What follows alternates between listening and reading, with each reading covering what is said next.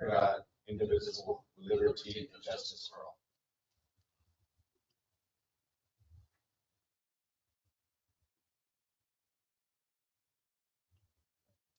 Dear Father God, we come together this day to seek your wisdom, guidance, courage, and strength. Help us to make wise decisions for the good of all those who have placed their trust and confidence in our leadership. In Jesus' name we pray, amen.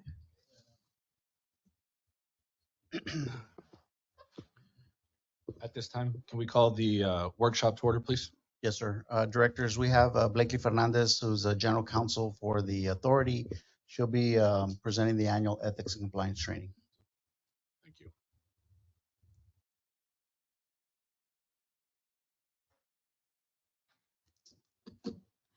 Good evening.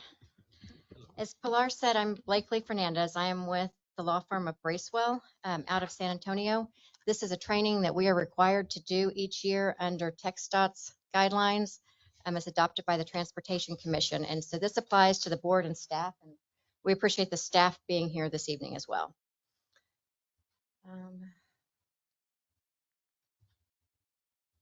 All right, I'm going to run through the presentation relatively quickly, but if you've got questions, and that applies behind me too, just speak up and I will endeavor to answer those. But otherwise, I'm going to kind of keep moving quickly. So let me know if there's something you want to spend more time on. So under the Transportation Commission's rules in the Administrative Code, RMAs are required to adopt and enforce an internal ethics and compliance program. This applies to the board and to the staff, and the goal of the program is to detect and prevent violations of the law, compliance with the program, institute monitoring and auditing systems, and provide periodic training for the board and employees, which is what we're doing this evening. So to help in our conversation, we're going to look at the terms quickly. Ethics addresses the conduct and behavior that goes towards the public trust in order to avoid the appearance of impropriety. Compliance is more of the tangible offset of that, the evidence and enforcement related to the ethics obligations that we have. We're going to talk about 7 key areas this evening. And for each of those, we're going to look first at the state law and then at the TxDOT rules and the RMA policies. So if you've served on other boards and commissions, you're going to be more familiar with the state laws, but TxDOT restricts even further some of those concepts. And then in some cases, the RMA has elected to adopt even further restrictions. So we'll start with conflicts of interest. This slide here applies primarily to board members. Under state law, board members should not participate on a vote or a matter involving a business entity or property in which you have a substantial business or property interest and might receive an economic benefit. So what I want to highlight for you on this slide is that these thresholds are lower than you might expect. A substantial business interest is 10% of voting shares, 10% of your total income, or $15,000 in fair market value. A substantial property interest under state law is considered the value of $2,500 or more. Should you find yourself in a conflict that meets these thresholds, your obligation is to not vote or deliberate on that matter. You disclose the conflict and we'll keep a record of it. And again, this applies to those in voting and decision-making authority, primarily the board. The TxDOT and RMA rules in the Transportation Code are much more broad. So you'll see here that I've highlighted a lot of mights and coulds. So this is a much more subjective standard. And I want to run through these because this is pretty critical. Under the RMA rules, there should be no acceptance or solicitation of any gift, favor, or service that might influence official duties, no employment, business, or professional activity that might require or induce the disclosure of the RMA's confidential information, no employment or compensation that could impair the independence of judgment, no personal investments, including your spouse, that could create a conflict with the RMA, no solicitation or acceptance of any benefit for the exercise of official duties, no performance of official duties in favor of another, and no personal interest in any RMA agreement. And so just to be clear, everything that's happening in this meeting is to the Public Information Open Meetings Act, correct? Yes. Okay, yeah. So, and we'll go through that as one of these 7 categories. So the responsibility of the official, and again, this section, we're talking about governmental officials, so the directors and employees. You really want to think of these rules in the way they impact lunches, dinners, trips with vendors. You can't do anything that would be perceived to influence decisions. No sharing of RMA confidential information. That's anything not yet available to the public. Of course, no purchase of land in or near projected right-of-way, and no interest in RMA contracts.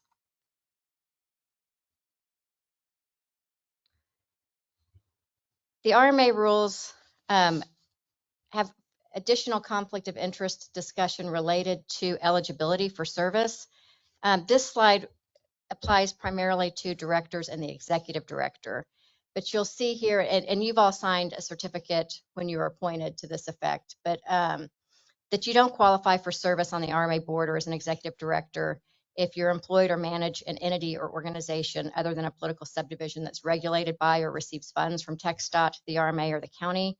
If you directly or indirectly own or control more than 10% of a business entity or other organization that's regulated by or receives funds from TxDOT, the RMA, or the county. If you use or receive a substantial amount of tangible goods, services, or funds from TxDOT, the RMA, or the county.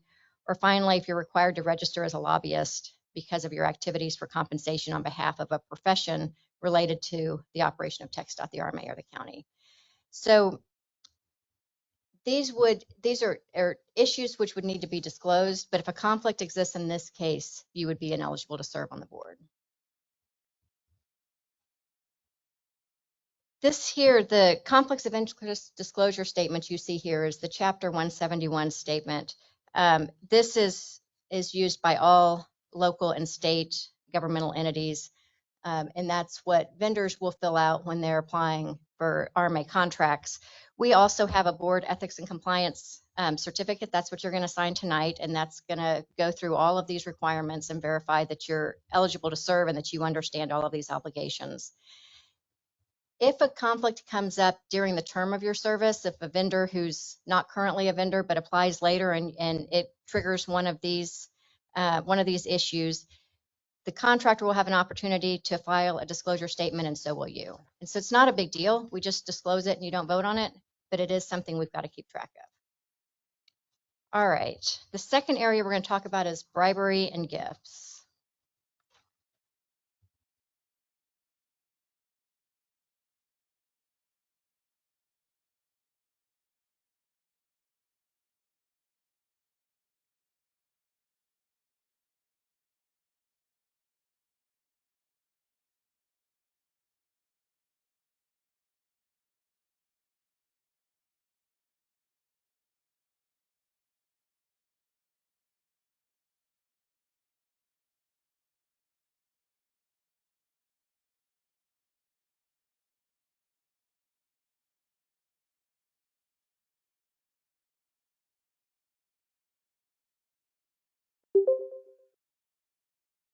That it could be considered bribery.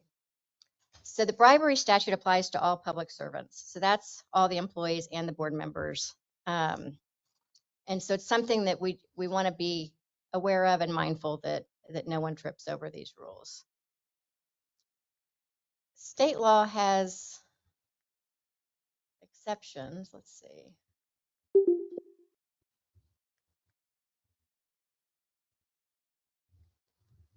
I think, have we lost battery in this? Can you just down to the next slide?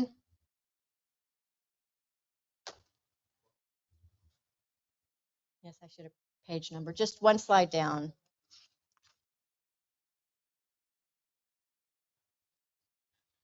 Well, so there are exceptions to the bribery statute for non-cash items, for token items, generally things that do not have a value of more of $25, the kind of things you might get at a conference or a dinner, food, transportation, and lodging, gifts from friends or relatives and business associations, and payments for legitimate consideration. I want to highlight that the TxDOT rules differ on food, transportation, and lodging. Typically, if someone takes you to dinner, takes you to an event, that's not considered bribery as long as they're with you to enjoy the tickets together. TxDOT does not permit that. They limit the food, transportation, and lodging to reimbursement for food, travel, or lodging to an official event and an honorarium that can only be in the form of a meal served at an official transportation-related event. And so by virtue of being a part of the RMA, you're subject to those stricter rules. Okay, the next topic is use of government property. Computers and software, including email systems, are all considered government property. I think now we've got more employees, we've got more vehicles and more traditional government property. And we just want to be mindful that any abuse of or misuse of that property is considered a violation of state law. For board members, you don't really have access to much equipment from the RMA. So this would apply to you in terms of really information is what you've got that's most valuable. So any abuse of information that you get through the RMA using confidential information or sharing that, that could be a misuse of government property. All right, I'm sorry y'all aren't seeing this, but you could imagine. We're now moving on to nepotism. This again applies primarily to board members. Under state law, you may not vote or on the appointment of an individual to a paid position if the individual is related to the public official within the third degree of consanguinity or the second degree of affinity. This is, you've got one employee that you appoint, and that's the executive director. If it, after Pharr's gone, if you want to hire somebody else, just make sure he's not related to anybody on the board. And I can help you untangle that if it's a distant relative. All right. The next area is open government. I think that you've probably all done your open government training, your Public Information Act and Open Meetings Act training, and we appreciate that. The Open Meetings Act applies to notice requirements, how you conduct open meetings, when closed sessions are permissible, and conducting meetings by teleconference or video conference, and then of course the penalties or remedies under the Act. With regard to open government, all meetings of a governmental body are open unless the law provides an exception. That could be a regular or a special called meeting. An open meeting is considered a meeting that's accessible to the public, so it needs to be within Hidalgo County and accessible to individuals with disabilities, provide for public comment, and then we've got more recent requirements for internet broadcasting of meetings. All meetings that are open require public notice. That's date, time, place, and subject posting. The subject requires enough specificity to be actual notice to the public. And we'll discuss it a little more on the next slide, but there was recently a case brought in Amarillo that has changed kind of what we consider adequate posting. So when you're talking about financial matters or matters of more meaningful consequence to the public, the Amarillo case says you've got to make an effort to put more detail in the actual agenda language. So sometimes we've allowed the backup to the agenda to provide that detail. In Amarillo, the issue was issuing debt and the way they were going to structure the debt, but they didn't have the amount in the agenda, and they didn't describe the structure that they were entering into. And so the court said that wasn't enough notice and that made their actions void. And so that's a big consequence when you're trying to move through a financial transaction. So something that Celia and Pilar and I will be mindful of on your behalf. All right, if we can move down 2 or 3 more slides. I'm at open government. What is a public meeting? Oh, okay, thank you. So a public meeting requires a quorum. That's 4 board members. So we've got that tonight with the 3 of you here, and an RMA is allowed to have telephonic participation. So we've got Mr. Renya on the phone. Discussion of RMA's business. This could occur in a public hearing, a county workshop. It doesn't have to be in this room or a designated RMA meeting. If there are 4 of you and you're discussing RMA business, you're creating a meeting, and then we've got to go backwards and think about, are you creating it in a way that meets the open meetings requirements? The trickiest way for board members, I think, to get tripped up by this is in emails and text messages. If you're emailing and that email starts to generate conversation with more than 4 of you, or with 4 of you, that can create an open meeting and be a violation of the act. And then what's called polling board members. So if one board member is checking in to make sure that 4 agree on something or disagree on something, then you could create what's called a walking quorum. And so we want to be very mindful that we don't do that. A violation of the Open Meetings Act could be that an action is voidable. But some of these issues, the walking quorums or some of the intentional violations of the Open Meetings Act, could be criminal in nature. So what's not a public meeting? It's established that social settings, holiday parties, conventions, chamber dinners, these things are not considered public meetings. Press conference is not a public meeting, groundbreakings, candidate forums, and so forth. When you are at those kind of social events, though, you want to be mindful that you're not sitting in a group of 4 and you're not discussing RMA's business. So let's see, we covered walking quorum. Closed session, if we could go down one more slide. The exception to the open meetings requirement are closed sessions, and the headings on the left here cover the primary areas why this board would go into closed session. Most likely is consultation with an attorney, but we do go in for real property issues, security devices, personnel from time to time, and audits. And so on the closed session, members of the board are all welcome to come unless you've got a conflict on that item, and then you would not want to participate. The attorney is typically there. You can have other consultants that work for you. You could have your financial advisor, you could have your GEC, if they've got pertinent information to that closed session topic. You can't have third-party arm's length folks. So sometimes you've got someone who's proposing a contract, they want to come and talk about their contract terms. That's not okay. It can only be sort of our side of the aisle that can come into closed session. We operate closed sessions with a certified agenda rather than a recording. And so we keep track of the items that we discuss. It's signed by the chair or whoever's the acting chair of that closed session, and it's kept on file at the RMA office. That's a legal requirement that actually belongs to you, but the staff and I manage that. But it is your obligation to not participate in a closed session that's not recorded or doesn't have a certified agenda. And that's unfortunately the way the law is drafted there. No final action is taken in executive session. You can just gather information. All final action has to occur back in the main session. All right, so final on open government, it's the responsibility of the official. This is primarily board members, but in some cases it could apply to staff. It's a misdemeanor offense to knowingly conspire to circumvent the act by deliberately meeting with less than a quorum for the purposes of a secret meeting, participating in a closed session knowing there's no agenda of topics or record taken of the meeting, and to knowingly make the results of a legally held closed meeting public. All right, public information is the second part of our open government discussion. The information that is developed and paid for by the RMA is paid for with public dollars, so this is all public information.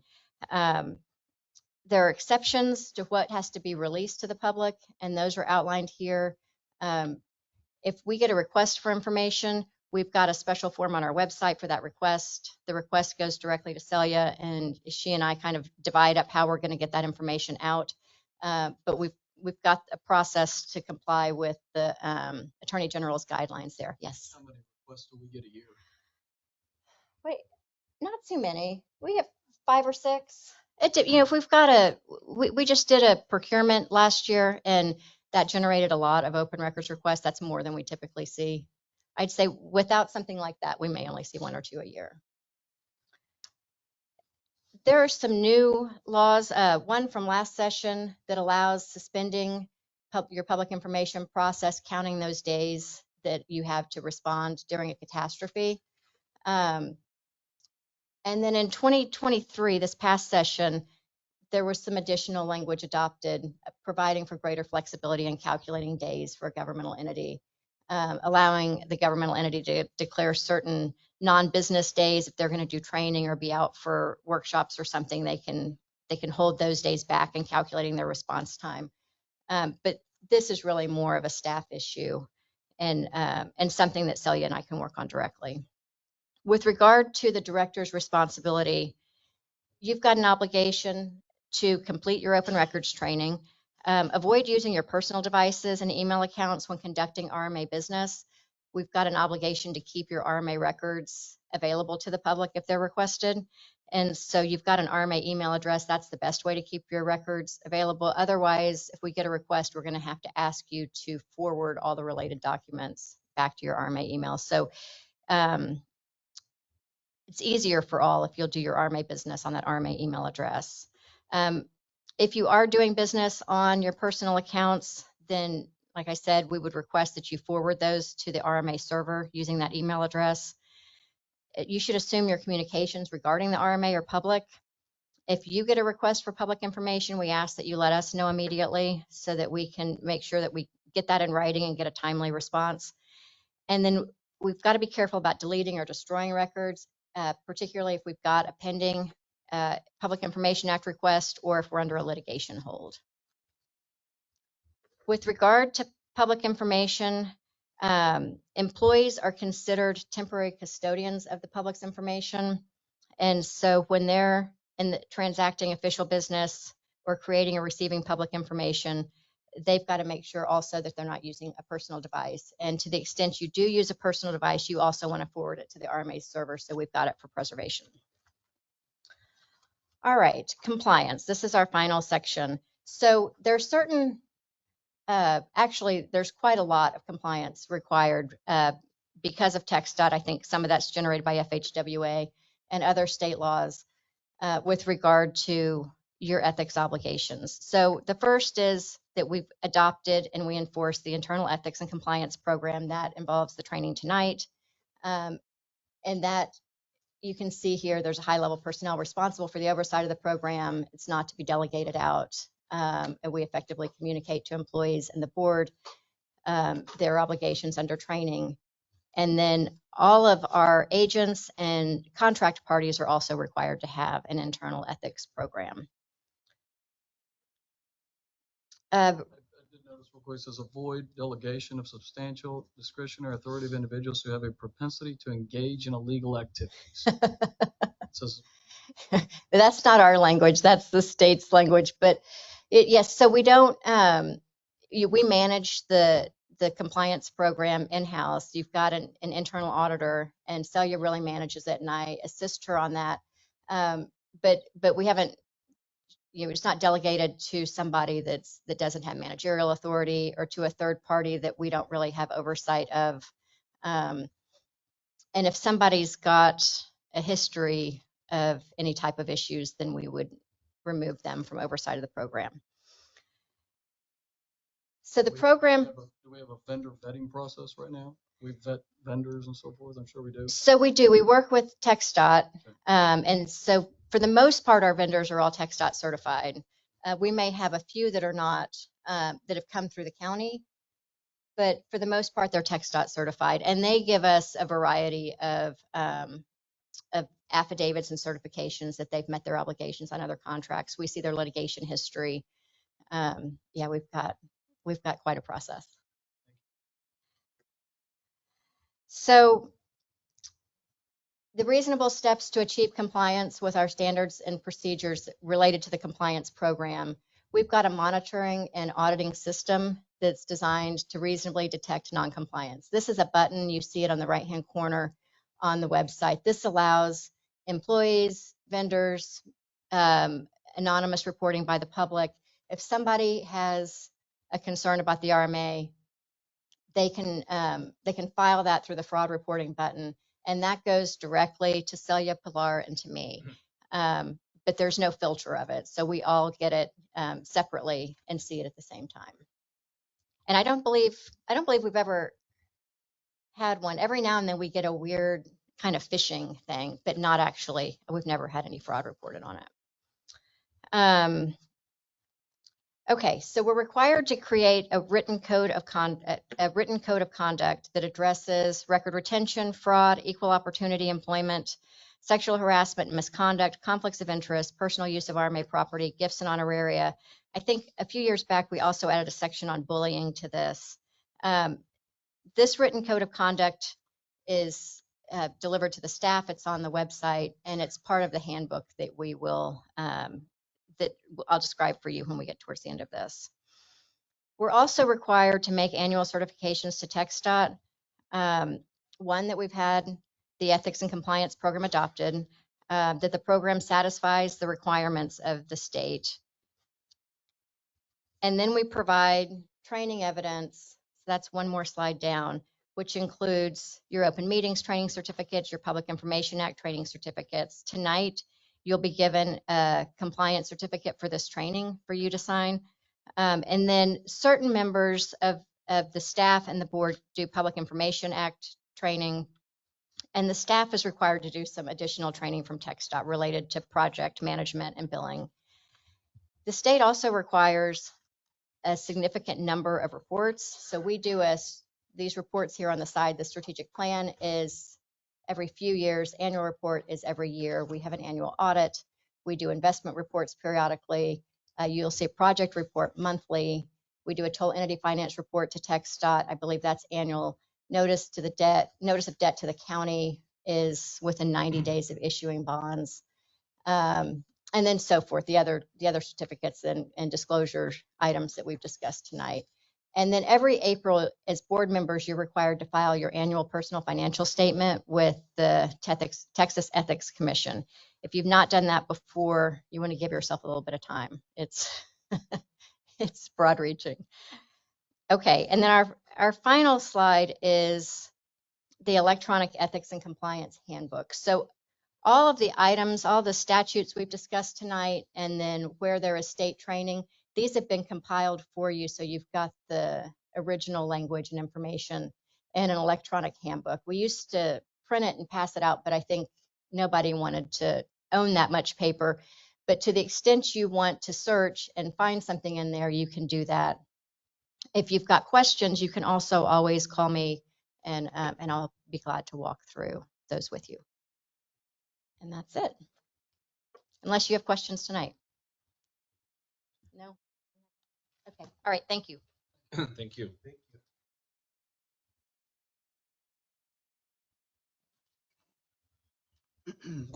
I believe, directors, we have Director Reyna on the line. Director Reyna, are you there? And we have quorum.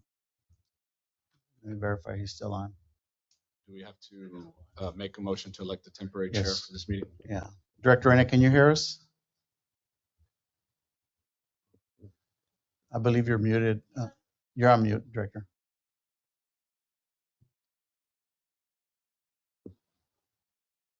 Yes, sir. I'm sorry. I'm present. Okay. So we do have quorum, board members, but because the chairman is absent and the vice chair position is vacant, the board bylaws require that you elect a temporary chairman, as we've done in the past. Director Reyna has served as the temporary chairman the last two board meetings. And then, of course, any of you can serve as a temporary chairman. Can he do it if he's? Blakely, is it okay that Director Reyna is remote?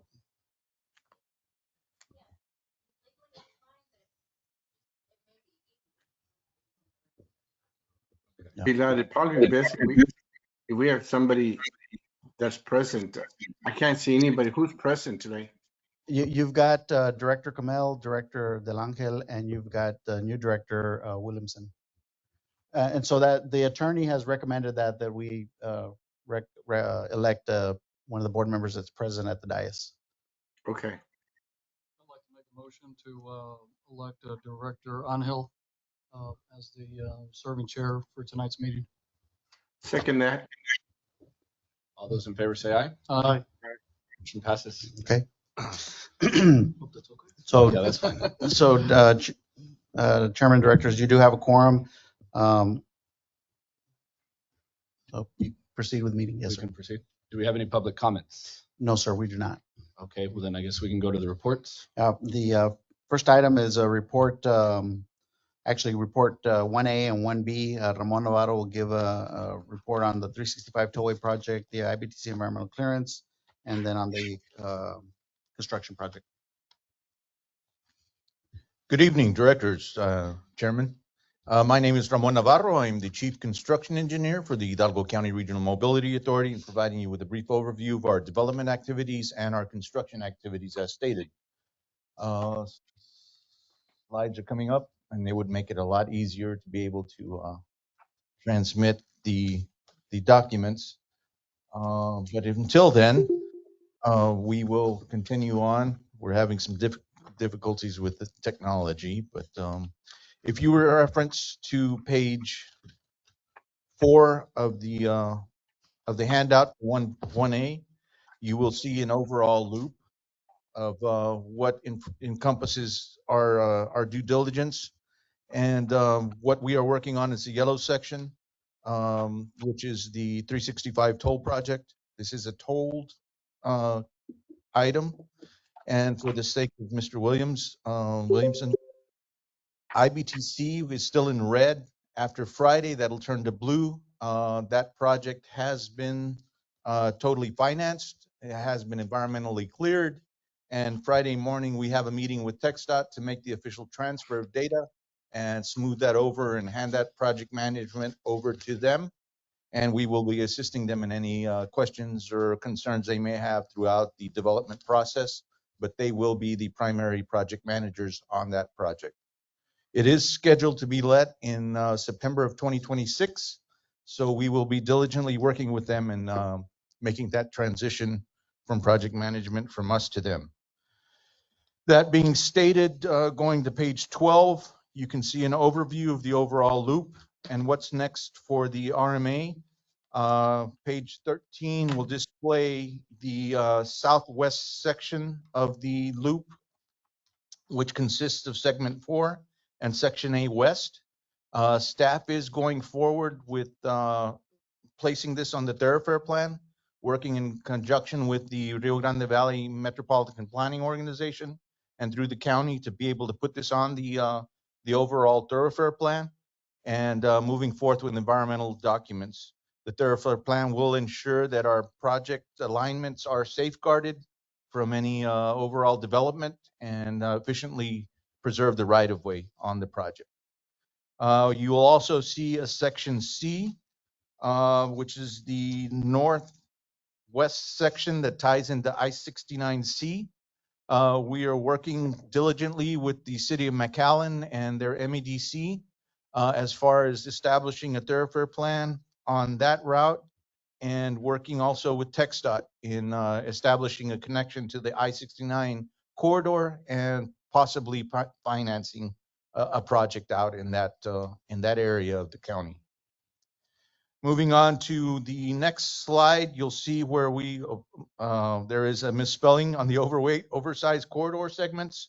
This is another responsibility we do share with TxDOT.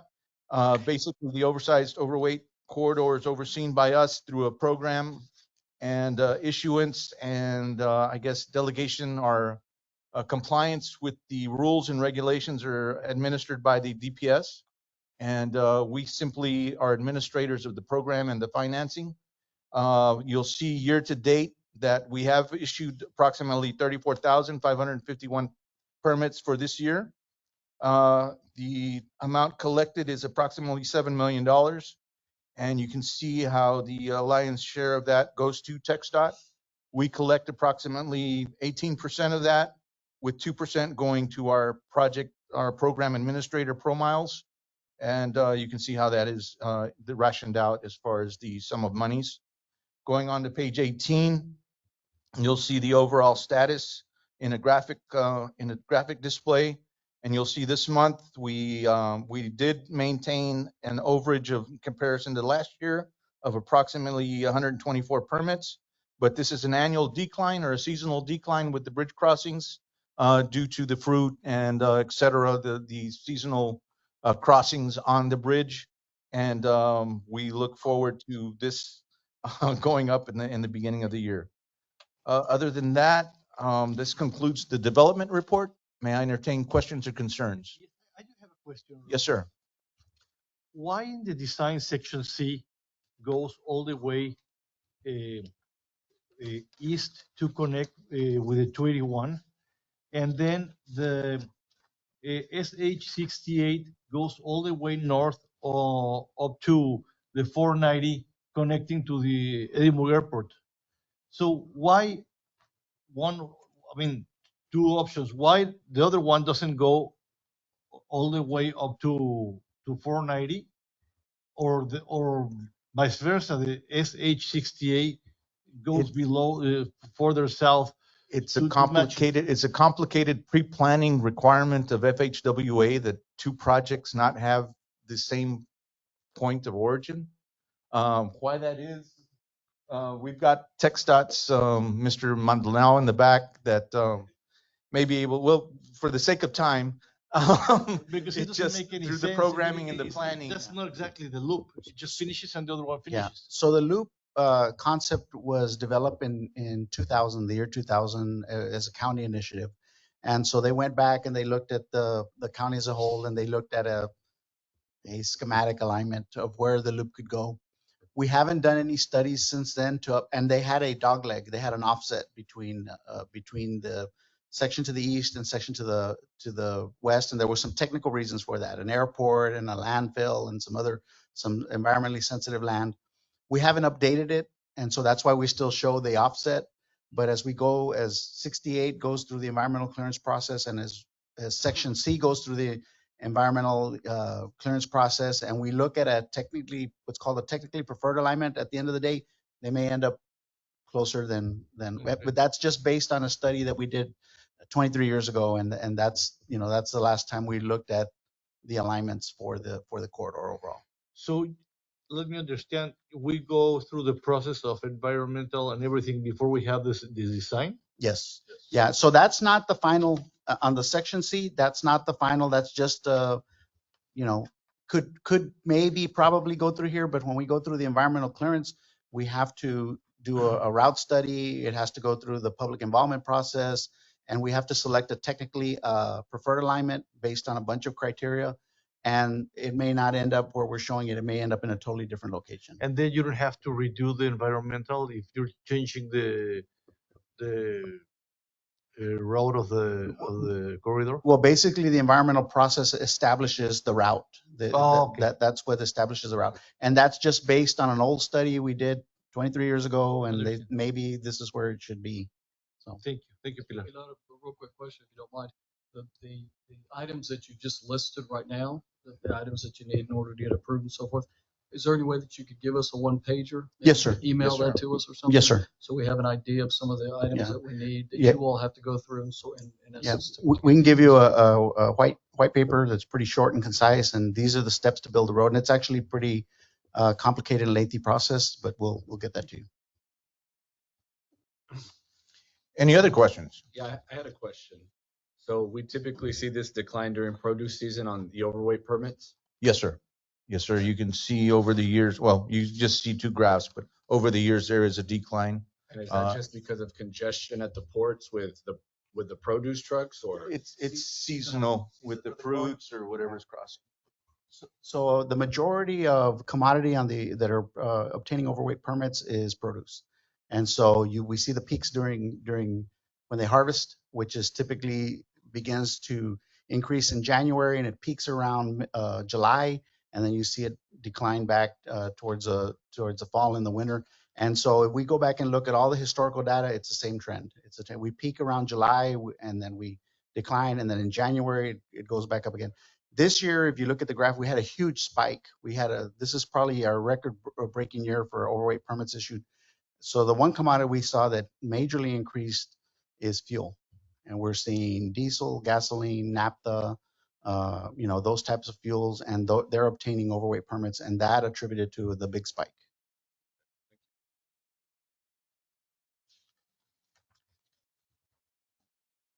Any other questions on the development aspect? All right, we'll move on to 1B, construction activities. Brian Larry, am I in control now? Yeah, all right. Okay, so As discussed, 365 is a 12.2 mile section of roadway that we are currently constructing, and this is between the port of Ansalduas to the port of entry for the city of Pharr. We've got various infrastructure, bridges, and this is an interstate type facility we are constructing. The award or notice to proceed was issued to Pullis Construction, which we formerly know as PCI, on February 15th, 2022. And time charges on the project commenced on March 17th of 2022. The work under this contract was issued with the time frame being established of 1,264 calendar days, which puts them at a due date of September 21st, 2025. And this is called a calendar day project because all working days, Sunday through Saturday, including all holidays, with the exception of the 5 federal holidays, are considered working days. Rain, snow, sunshine, whatever it may be, we consider that a working day.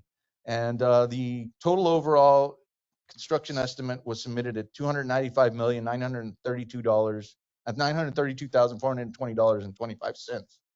We went through what's called a value engineering change proposal, or the specifications are in the project to be able to allow the contractor to submit recommendations and proposals to the changes that can increase efficiencies or price improvements to the overall project.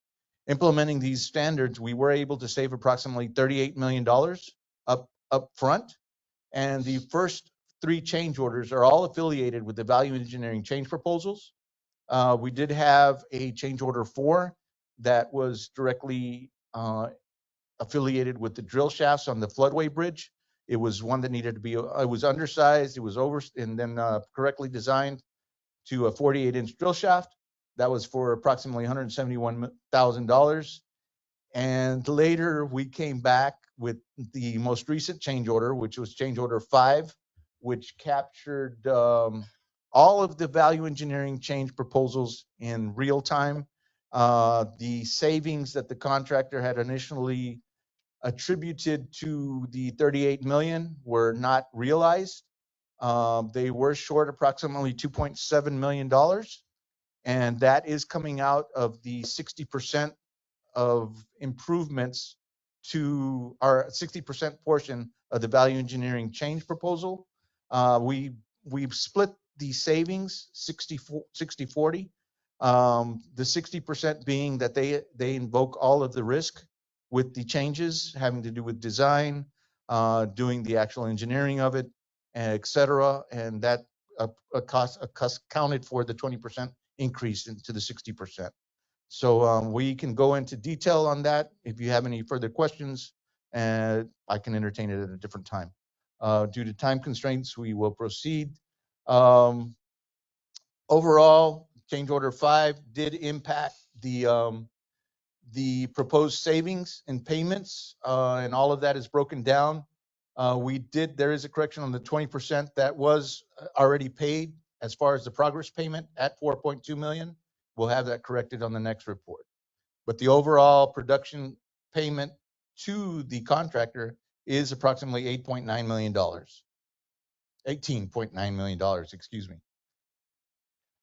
As far as project production, we continue on with the VECPs. We continue entertaining requests for information, project submittals on materials. We've received 114 RFIs, 101 submittals. We continue with the environmental justices, this quality control, construction material testing. Overall, we've paid out approximately $84.1 million with payment estimate number 18. And looking over the summary of the project, you'll see in the middle of there, 29% of production has been constructed with approximately 44% of the time used. We have a 15% deficit, but the contractor is confident that this will be realized or made up before the end of the year. As we go into the next year, additional crews will be brought in. They have increased the numbers of workers, and you can see that from the last 2 months. We've been steadily increasing from approximately $3 million estimate to a $5 million estimate. This month's is $7.7 million. And we look forward to hitting our goals of the $10 to $14 million estimates per month in the next year. Right now, we have approximately, I believe we were at 138, and I believe they're looking to increase to approximately 250 in the field. A lot of them are, we've got a mixture of some floaters that work on pipeline throughout, and they come and work in construction. This is a 2.5 years left on the project. So a lot of them are basically, you can consider them I guess, floaters, and they go for the dollar and they make the money, understandably. With some of the production, you can see retaining walls on the east end of the project, the southeast end. This is what's tying in at the US 281 military highway. This is Highline. We continue on with construction of substructures, the columns in the floodway, the shafts. You can notice we do have a temporary detour along 23rd Street where we are constructing the column in the center bent. And you can see a lot of movement going on at South Benson where we are doing improvements to next slide, please. There you go. Where we are doing improvements to the infrastructure. We are building substructures, which are everything beneath the slab is considered the substructure. The slab and the bridge crossing itself is considered the superstructure. We have set beams on 5 substructures, and we have poured the slab on McCall. McCall is scheduled to be opened the end of next month. We have paving and dressing up with details as far as the roadway itself, the ditches, etc., and neating up the landscaping out there. And we hope to have that is on schedule and looking forward to opening that next month. We continue maintaining irrigation structures and drainage structures along the project and working closely with the Hidalgo County Irrigation District 2 and 3. These are just soil improvements as we add additives of lime to improve the base. And we do have the toll integration project in progress where they are installing ducts and conduit in the ground. Other than that, that concludes my report. May I entertain questions or concerns at this time? Thank you. By the end of the year, we'll be caught up. That's what the contractors say. We had a meeting with them today. They did relay to us that the interchange is coming to a conclusion as far as the majority of their crews, and they're looking at shifting those over to our project.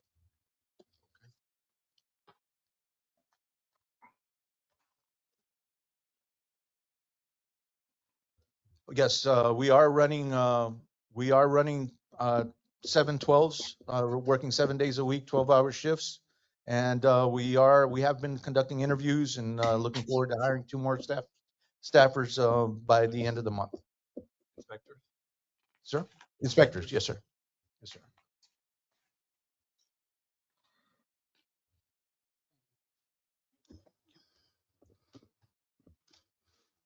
Okay, Chairman, Directors, the next item on your agenda is the consent agenda. All matters listed on the consent agenda are considered to be routine by the governing body and will be enacted by one motion. There'll be no separate discussion of these items. However, if discussion is desired, that item or items will be removed from the consent agenda and will be considered separately. The only correction we asked on the consent agenda is item 2C, approval of financial reports. We only had June 2023 ready. July was not quite ready to submit to the board for the packet. So that's the only change. It'll only be for June of 23. Can I get a motion to approve with the change below? Real quick question, if you don't mind. I was looking over the balance sheet on the item 2C, and I noticed accounts receivable for VR fees.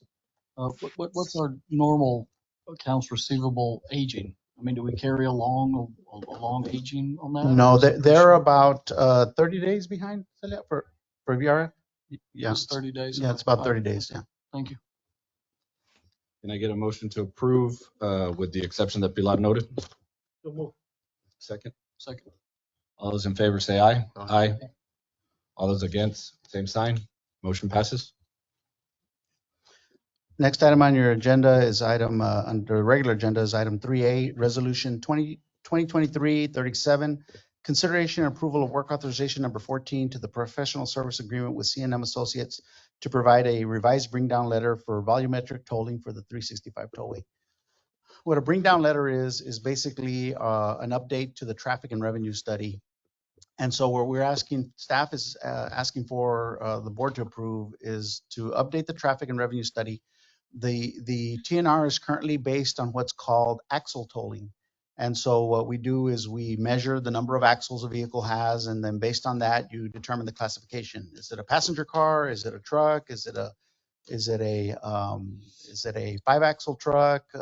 Is it a 6-axle truck?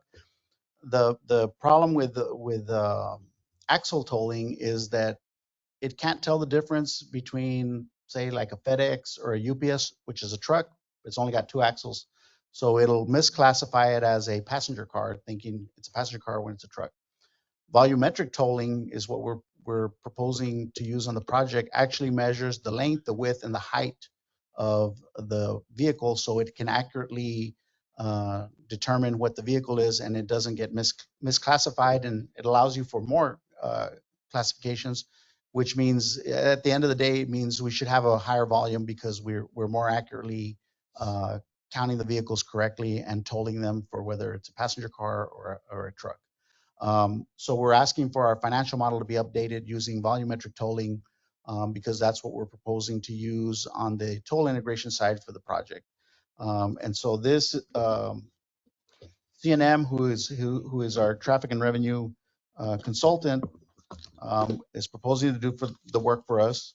And we're proposing to do it in the amount of $74,268 even. There's a lot of data collection that has to go on out in the field. So they basically got to go out and count trucks so that they can update based on the current vehicle volumes that are out there. The last time we did a bring down letter was in 2021, late 2021. So it's a good time to update it just to see what the trends are.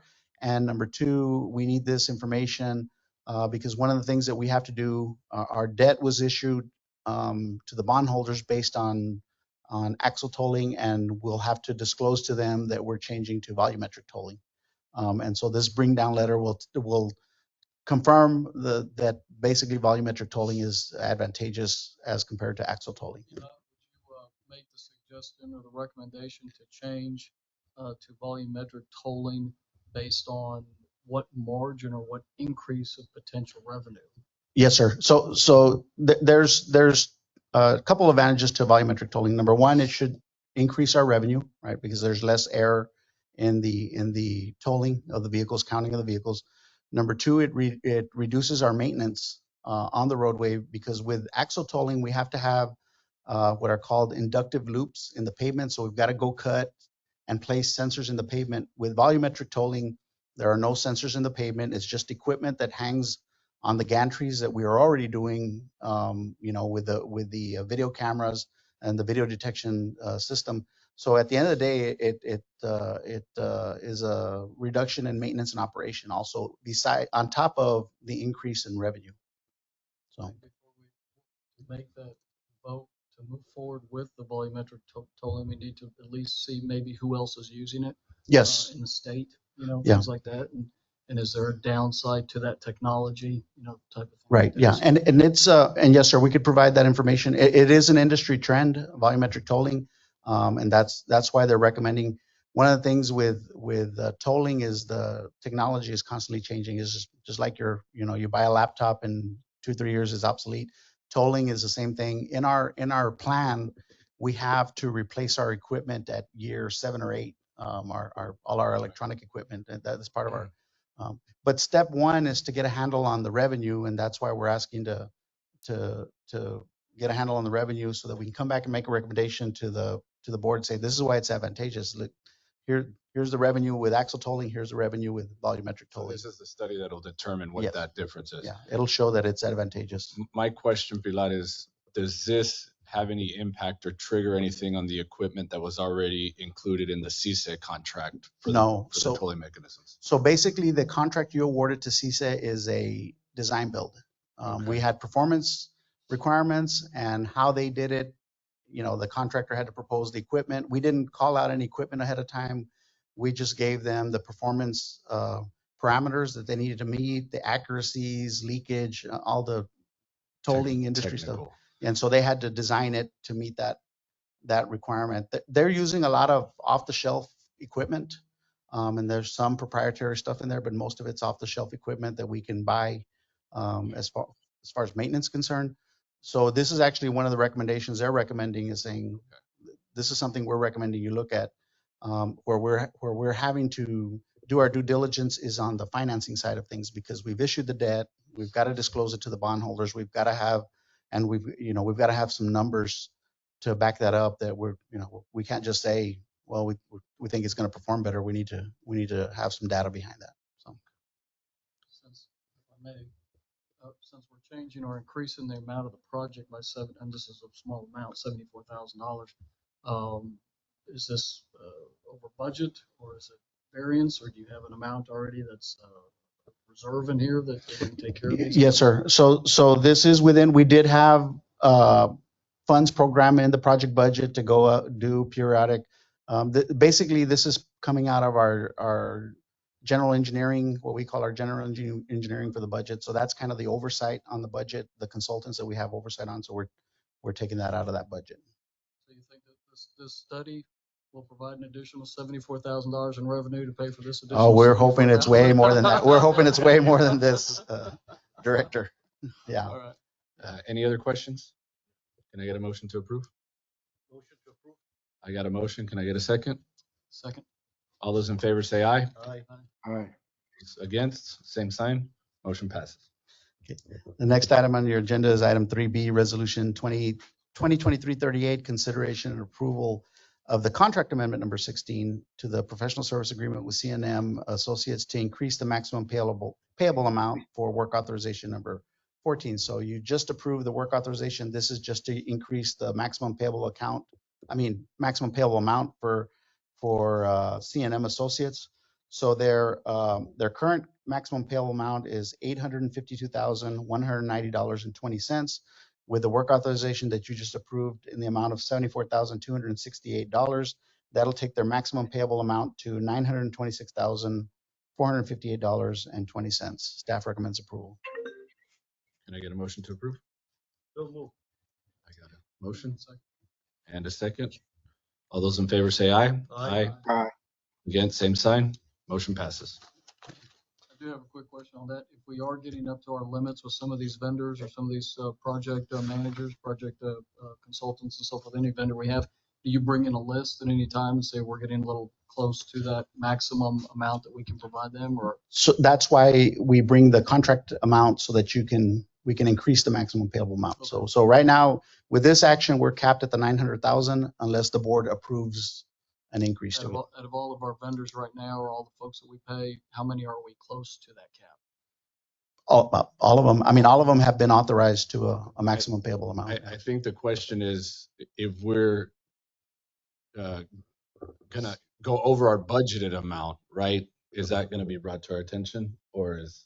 Yeah, like say, for example, we have 100 vendors. Let's say, just say a simple number, 100 vendors. How many of those are close right now to their maximum limit? So right now we only have probably one vendor or two vendors that are approaching their maximum payable amount, which is our general engineering consultant, HDR, and our environmental consultant, which is used to be Blanton's IFC. They became IFC. Those are approaching their maximum payable amounts. But the way we operate, Director, is that the board only authorizes work on a work authorization basis. So we don't give them just say, well, we're going to give you $1 million and we figure out how we're going to spend it along the way. It is task based. So if they've got a maximum payable amount, there's tasks already assigned that the board has approved that they perform, and we don't have an unassigned balance that okay, let's figure out what to spend the next 100,000 on. You've already decided that and assigned it.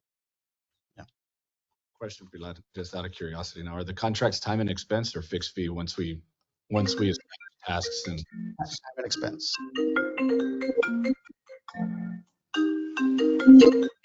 We're- Sorry. Okay. And then the last item on your agenda is 4A is election of a vice chairman for the Hidalgo County Regional Mobility Authority Board of Directors. So the chairman is appointed by the governor. However, the vice chairman and the secretary treasurer are elected from amongst the board of directors. Currently, Director Reyna serves as the secretary treasurer, and former board member Forrest Runnels was the vice chair elected by the board of directors. So the vice chair position, and he was reelected in, I believe it was April or May of this year. And since he vacated the position and Director Williamson has replaced him, we now have a vacancy for the vice chairman's position. And so it's the pleasure of the board who they'd like to elect as the vice chairman.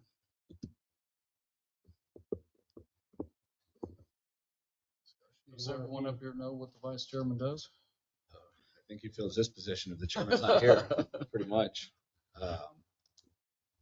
Director Reyna, any thoughts? I don't know, guys. There's 4 of us right now here, so Do you want to remain secretary or would you like to be vice chair? it doesn't matter to me, gentlemen. Whatever y'all think, you know, almost everybody's new on the board except Frank and I. Whatever y'all think, Pilar, it doesn't matter to me. I'll serve as vice president. I can stay as secretary, treasurer, doesn't matter. Elect Director Reyna as vice chair, would we have to bring another agenda item next time? Yes, for sir. Well, secretary? at next board meeting, we'll bring secretary treasurer. I make a motion to elect Director Reyna as vice chair. Second. All those in favor say aye. Aye. All those against, same sign. Motion passes. Congratulations, Vice Chairman Reyna. Am I supposed to say thank you?